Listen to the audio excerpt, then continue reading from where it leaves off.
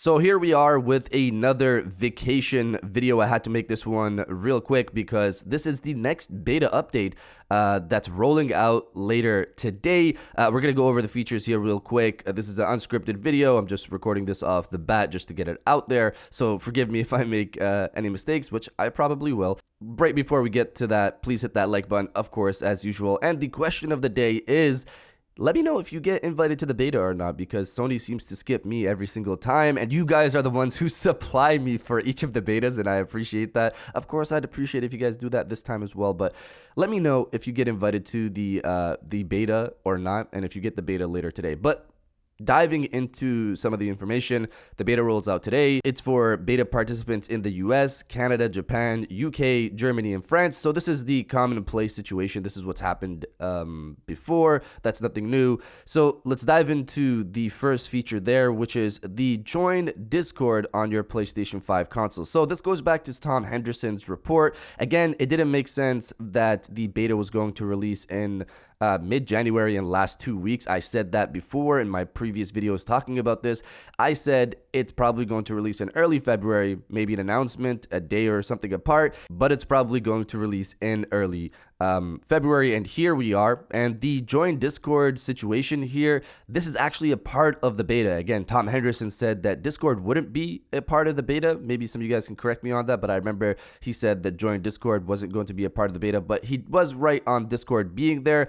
But we could have also guessed, considering Sony was kind of hyping that up last year. So there's some information that he's gotten wrong, that the Discord wouldn't be a part of the beta, but would be a part of the final release. No, it's going to be a part of the beta, and when the beta was going to release, which is early February. And I'm not some insider. This is just pattern recognition. So this works the same way as it does on Xbox as well for Discord. I personally thought it was going to be more integrated into the console, but it seems you use the Discord mobile app on your phone, and you create a chat, and then you transfer that over to your PlayStation 5. That's pretty much how it seems to be. And if you have your PlayStation Network account already linked to your Discord, you're gonna have to relink it again to get the new permissions for your PlayStation 5. So that's a part of that over there, but that's Discord. I'm happy that it's a part of the beta and we don't have to wait till the final release. Again, that didn't make sense originally because Sony's gonna want to test it, and well, here we are. Next up is start or request a screen share from your friend's profile. You can now send a share screen request or start sharing your screen with a friend directly from their profile. Simply select the share screen icon on your friend's profile to start a new session. So you can go to somebody's profile directly, share your screen directly to them, or request them to share a screen, which is, again, another great feature getting improved upon here. So I'm glad that it's that it's happening. A new join game icon in party chats. On the voice chat card, a joinable card will be displayed for party members playing a game you can join. You can join the game directly by selecting the player and then selecting join game from the menu. So another option to be able to quickly join friends and play. New friends who play tiles. So this one's actually pretty cool. In game hubs, you can now search which one of your friends have the game. So whatever game you're looking for, or maybe a game that you're trying to play, is what I'm getting here. And it's going to see who's currently online and who's currently playing that game. And you can kind of filter your friends, your game hub like that. So you can see who's online and who's playing this game instead of scrolling up and down to see what everybody is doing. That's what I see here. And this is a pretty, it's a nice little feature to add to Game Hub.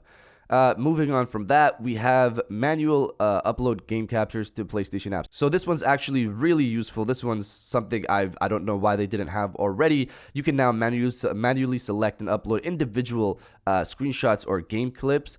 To share to your PlayStation app from your console. So the issue before was that when you automatically share a screen cap, something on your game or whatever, there's a certain limitation of how much you can share. So if you try to save the last 60 minutes, that's not going to the PlayStation app. That's just going to your game captures storage.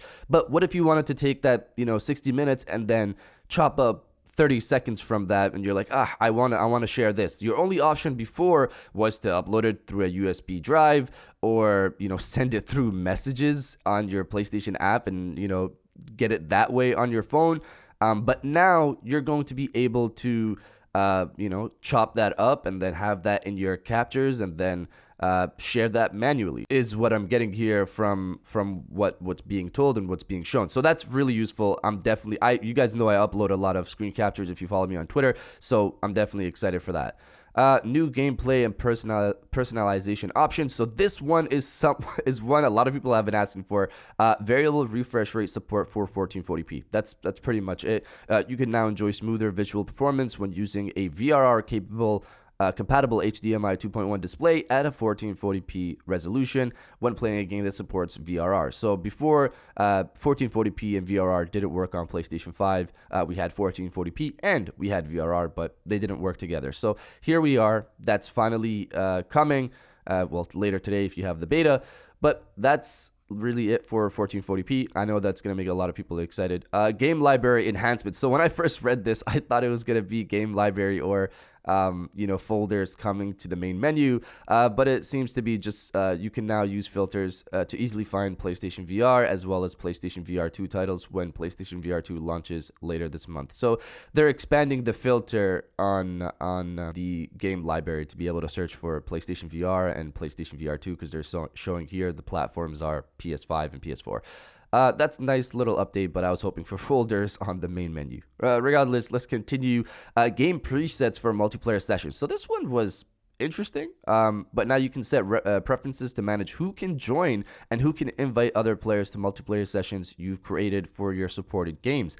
So it seems like now you have this control on your console that if there's some people you don't want to play with or you don't want to give this person the ability to join your game, you have that full power to do that. I've never really needed something like that, but of course, the ability to control who you interact with on online games, of course, is important for a lot of people out there. And probably this is a parent's feature as well to limit who you can play with and who can join and who can invite other players and stuff like that. So that's a useful feature for people who want a bit more control of who they play with. Moving on, PS4 to PS5 save data migration. So this one was pretty cool. I don't know why it didn't exist since the launch of the PlayStation 5, but when you download or install a PlayStation 4 game on your PlayStation 5 console, a notification that PS4 save data is available in your PlayStation Network cloud storage will appear if your PlayStation 5 console doesn't already have save data for the game. Simply select the notification to download your save data.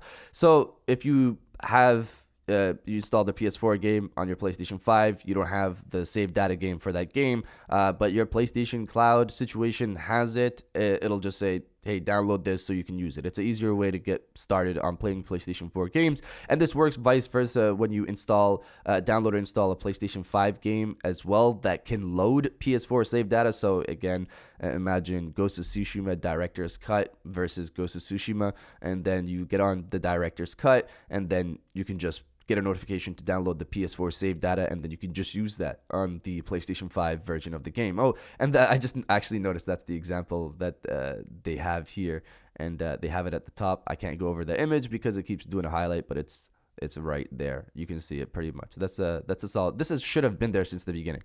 I don't know why it wasn't, but this is a pretty useful feature. I don't know how useful it's going to be now, considering we're moving to mainly PlayStation 5 only.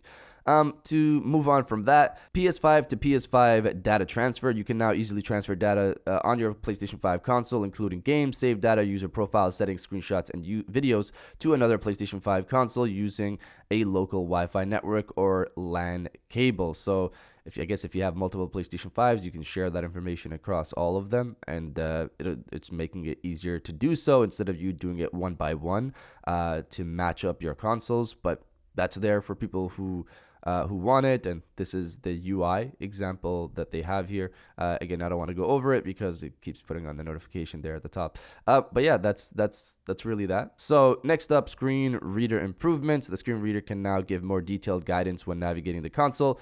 So that's very useful for the accessibility side of things for people who need it.